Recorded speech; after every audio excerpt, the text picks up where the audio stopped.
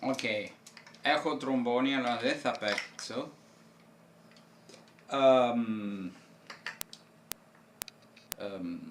Πριν μερικά χρόνια ανέβασα στο διαδίκτυο, στο κανάλι μου, αυτό που αφορά τις γλώσσες, ένα βίντεο για τα Ιταλικά, όπου μιλούσα ελληνικά και έγινε δημοφιλές αυτό το βίντεο και ήρθα σε επαφή σε πρόσωπα που άλλαξαν στη ζωή μου, αλλά τώρα είμαι είμαι ξανά στην αρχή, δηλαδή έχασα τις επαφές που είχα και δεν έχω τύψεις. Αλλά έπρεπε να σας πω ότι βλέπω ότι πολλές φορές τα βίντεο στα ελληνικά όσον αφορά τα Ιταλικά, αυτό δεν είναι βίντεο που μαθαίνετε τα Ιταλικά, οπότε μιλώ ελληνικά όλη την ώρα. Αλλά αυτό που μου φαίνεται ότι υπάρχει μία καινούργια προσέγγιση προς τις γλώσσες που εγώ συμμερίζομαι εντελώς, που βλέπει την εκμάθηση γλωσσών σαν μια ικανότητα, όχι σαν μια γνώση. Ποια είναι η διαφορά? Γνώση είναι κάτι που ξέρουμε, δηλαδή ξέρουμε ιστορία, γεωγραφία, ξέρουμε ποια είναι η πρωτεύουσα της Αζερμπαϊτζάν, εάν ξέρετε, ξέρουμε ποιες είναι οι συγχορδίες μιας κιθάρας. Μιμς χάριν, έχω και κιθάρα. Εγώ μπορεί να ξέρω ότι αυτό είναι G, Sol, και αυτό είναι, δεν ξέρω ελληνικά, diminished. Οκ, το ξέρω. Αλλά αν εγώ μαθαίνω όλο το βιβλίο για τις συγχορδίες, νομίζετε ότι ξέρω να παίζω κιθάρα? Δεν νομίζω. Δηλαδή, υπάρχουν μερικοί τομείς που είναι περισσότερο πρακτικοί. Η γλώσσα, όταν μιλώ για γλώσσα, μιλώ για καθομιλουμένη γλώσσα. Δεν μιλώ για περασμένες γλώσσες, περασμένες μορφές γλωσσών, δεν λέω πεθαμένες, γιατί τα αρχαία ελληνικά και τα λατινικά υπάρχουν. Είναι τα νεοελληνικά και τα ιταλικά και τα γαλλικά και τα πορτογαλικά. Δηλαδή υπάρχει μια συνέχεια. Γι' αυτό δεν μιλώ για πεθαμένες γλώσσες, νεκρές γλώσσες, δεν ξέρω ποια είναι πια ποιο είναι πιο ακριβό, αλλά ακριβής. Ποια είναι η πιο ακριβής λέξεις όταν μιλάμε για αρχαία ελληνικά ή λατινικά. Αλλά μεθαμένες γλώσσες είναι αυτές που χάθηκαν εντελώς, ετρουσκικά, ξέρω εγώ, ή αρχαία αιγυπτιακά που δεν ανάλλαξαν. Πέθαναν αυτοί που τα μιλούσαν και δεν τα έδωσαν στις καινούργιες νέες γενιές. Αλλά πάντως, μιλώ για γλώσσες που δεν υπάρχουν άνθρωποι που τη μιλούν καθημερινά. Δηλαδή υπάρχουν άνθρωποι που ξέρουν λατινικά, μπορούν να τα μάθουν ως ένα επίπεδο που μπορούν να τα μιλούν σχεδόν ρευτά, περισσότερο με τα λατινικά παρά με την αρχαία. Από την αρχαία υπάρχει μεγάλο πρόβλημα για διάφορες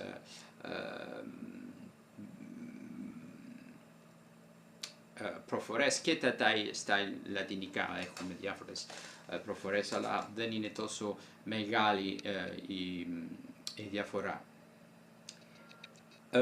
Όταν μαθαίνουμε τα αρχαία, δεν μαθαίνουμε. Υπάρχει και άλλη προσέγγιση. Εγώ έχω ένα ασημίλ που είναι περισσότερο σχεδόν σαν καθομιλουμένη γλώσσα. Μαθαίνουμε κλίσεις, μαθαίνουμε τα ρήματα, πώς κλείνονται λέξεις, ρήματα κτλ. Είναι γνώσεις. Ποιο είναι το αποτέλεσμα? Είναι βαριά, είναι ξηρές, είναι βαριές, είναι ξηρές, δεν είναι συμπαθητικές. Το κάνουμε με το ζόρι. Τώρα που δεν το κάνω με το ζόρι και τα αρχαία ελληνικά, μου αρέσει. Μου αρέσει το πράγμα ότι κάνω κάτι δύσκολο και μου αρέσει να μαθαίνω και κλίσεις και ρήματα, αλλά γενικά δεν αντιμετωπίζω μια καθημερινή χρήση των αρχαίων ελληνικών. Δηλαδή δεν ξέρω ως τι σημείο τα ξέρω και οι γνώσεις που έχω είναι πολύ βασικές. Τα αρχαία είναι δύσκολα, αλλά υπάρχουν και τα ιταλικά γλώσσες που έχουν μια σχετικά δύσκολη μορφολογία. Και σου λέω κάτι, αν μαθαίνετε τα ιταλικά, τα ιταλικά είναι πιο δύσκολα όσον αφορά τα ρήματα, γενικά, και πιο δύσκολα από τα νέα ελληνικά. Υπάρχουν άλλα πράγματα που είναι πιο δύσκολα στα ελληνικά, έχετε κλίσεις κτλ. Το γράψιμο ξέρουμε ότι έχετε το μέγα, το ήτα, ομικρον που εντάξει είναι πιο δύσκολα. Αλλά για μένα πρώτα απ' όλα η γλώσσα είναι αυτά που μιλάμε. Εγώ νομίζω ότι όσον πιο όμοια είναι η εκμάθησή σας με την φυσική αφομοίωση της πρώτης μας γλώσσας που είχαμε όταν μάθαμε, εγώ τα Ιταλικά και τα Αγγλικά, εσείς τα Ελληνικά, όσον πιο όμοια είναι, τόσο πιο καλά είναι. Αλλά μου λες, μπορείτε να μου πείτε, να μου λέτε, εντάξει, εγώ είμαι έφηβος, είμαι ενήλικος, ας πούμε, ενήλικος καλύτερα. Και το μυαλό μου είναι διαφορετικό, εγώ συνήθως μαθαίνω έτσι την ιστορία, τη γεωγραφία, την μαθηματική, οτιδήποτε. Η μαθηματική είναι πιο διαφορετικό γιατί είναι λογική.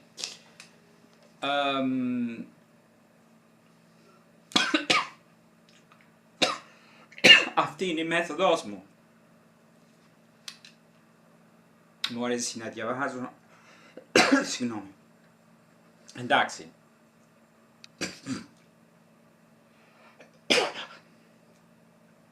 Αλλά ο τρόπος με τον οποίο μαθαίνουμε οι γλώσσες είναι κάπως έμφυτο. Δηλαδή, υπάρχουν μελέτες για αυτά.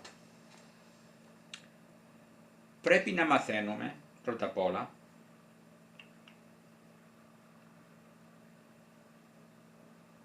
τους ήχους. Τους ήχους όσοι μαθαίνουν τα παιδιά, τα μωρά. Νια, νια, νια, λια, λια. Αυτοί είναι οι ήχοι που δεν υπάρχουν στα ελληνικά. Λια, λια. Και λίγο παραλίγο, λια, νια, νια, λα, κάνουμε μικρές λέξεις. Παραδείγματος χάριν, padre, madre, figlio. Figlio.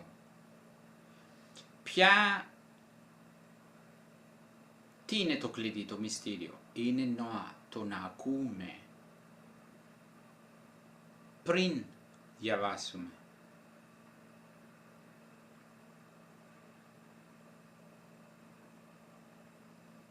το να ακούμε πρέπει να έρθει πριν την ανάγνωση. Γιατί όταν διαβάζουμε, αν χάνει γλ, GL, διαβάζετε γλ. Γιατί οι Έλληνες οι περισσότεροι έμαθαν το να διαβάζουν με λατινικούς χαρακτήρες μέσω των αγγλικών.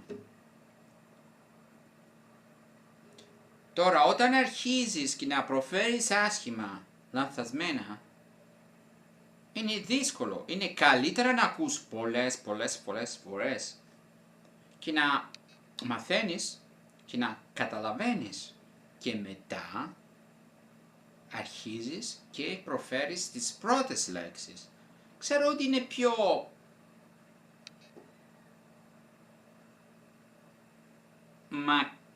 μακρύχρονη μέθοδος.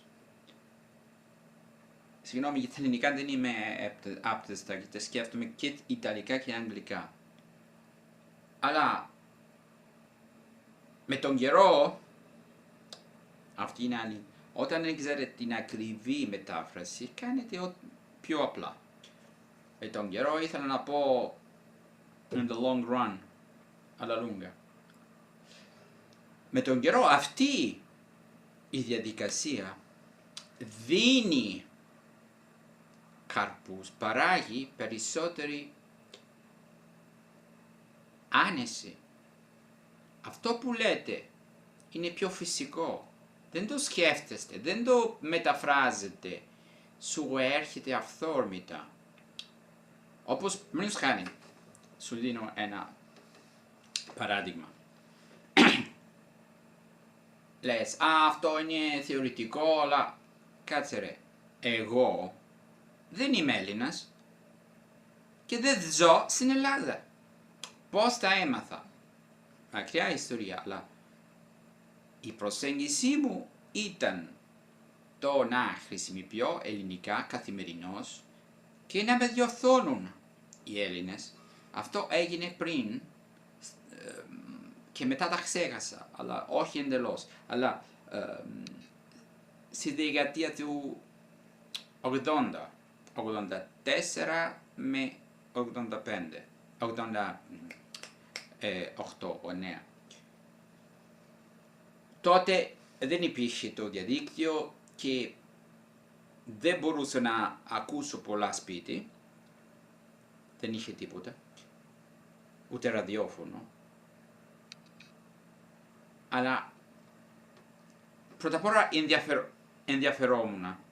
Αυτό είναι πολύ σημαντικό. Μ' άρεσε η διαδικασία. Μερικοί θέλουν να μαθαίνουν γλώσσες, αλλά δεν θέλουν να κάνουν αυτό που χρειάζεται για να τα μαθαίνουν. Πολλές φορές αυτό που σας προτείνουν είναι βαρετό και δεν δίνει αποτελέσματα.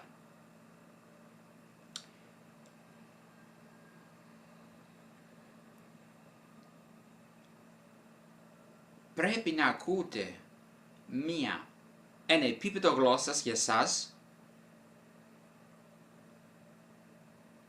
όχι όπου καταλαβαίνετε σχεδόν τα πάντα. Και αυτά που δεν καταλαβαίνετε είναι η πρόοδος.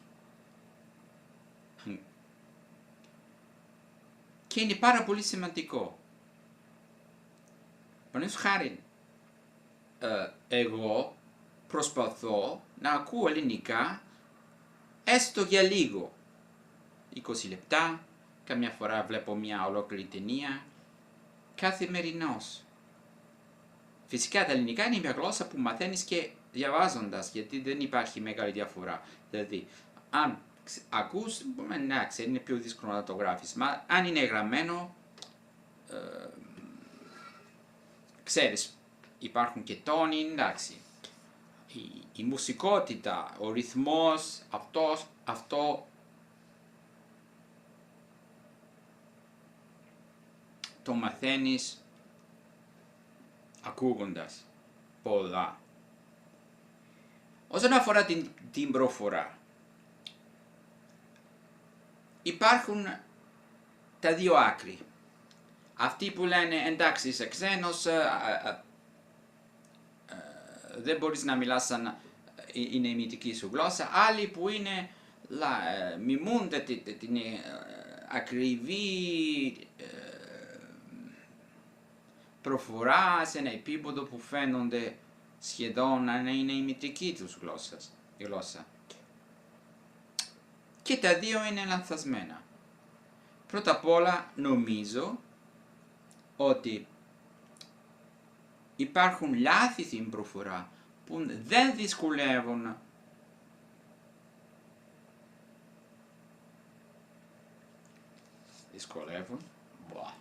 την κατανόηση.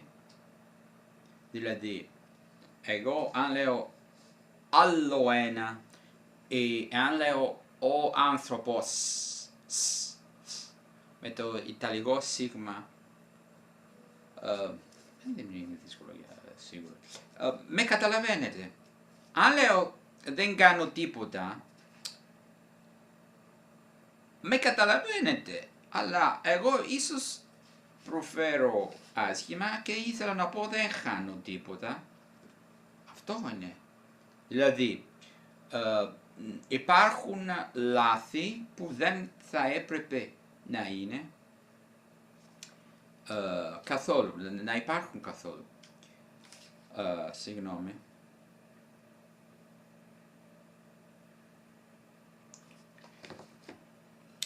Άλλα που είναι, εντάξει, σε καταλαβαίνω, δεν έχω δυσκολία, αλλά καταλαβαίνω ότι είσαι ξένος. Άλλο πράγμα. Παραδείγματος χάρη, φαίνεται ότι δεν είμαι Έλληνας, αλλά θα μπορούσα να μιλώ όπως μιλάνε οι Ιταλοί που έχουν αυτή την προφορά που είναι τυπική Ιταλική προφορά που δεν νομίζω το έχω στα ελληνικά. Αυτή είναι η προφορά που έχουν οι Ιταλοί που δεν νομίζουν ότι το να μαθαίνεις ελληνικά σημαίνει και να μπαίνεις σε ένα σύστημα που υπάρχουν, εντάξει, υπάρχει ένας τρόπος που είναι τυπικός, ειδικός και πρέπει να το μαθαίνεις αν μαθαίνεις ελληνικά. Δηλαδή τα ελληνικά μου δεν είναι ακριβώς λες και μιλώ τα ελληνικά όπως θα μιλούσε ένας Ιταλός στον οποίο δεν έχει γραφεί από την προφορά. Ούτε μιλώ ελληνικά σαν κάποιος που, εντάξει, έχει ζήσει εκεί για 30 χρόνια, τα έχει μιλήσει καθημερινώς και έχει αφομοιώσει το σύστημα εντελώς. Δηλαδή, στην αρχή, τα διπλά, πάλα, τα διπλά είναι τόσο σημαντικό όπως τα ελληνικά, η διαφορά που υπάρχει ανάμεσα σε κ και χ. Η τ, η θ. Τα αίματα είναι διαφορετικό από τα έμαθα. Αυτό είναι πάρα πολύ σημαντικό. Και υπάρχουν άλλες διαφορές που, παραδείγματος χάρη,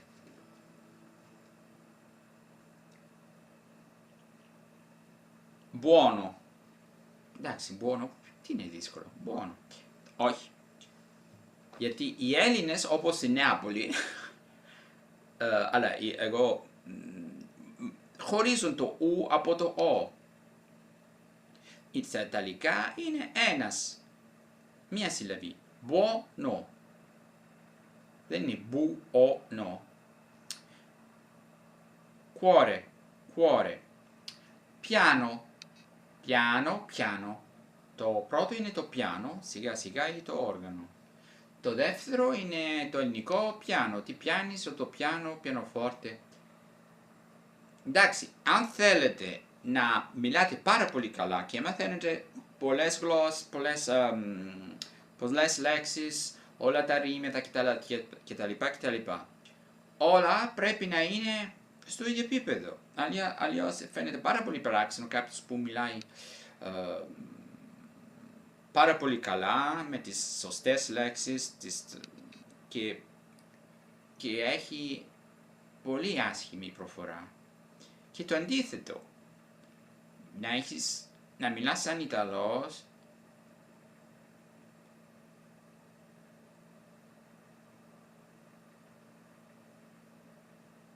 και μετά η προφορά σου, αυτά που λες είναι, υπάρχουν λάθη στη γραμματική και τα λοιπά, λάθη γραμματικής.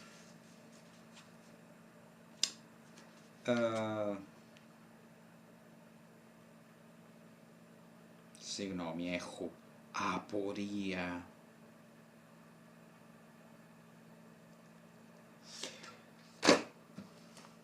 Αυτό είναι, ναι, εντάξει, 20 λεπτά. Θα συνεχίσω άλλη φορά, γιατί έχω πολλά να σας πω.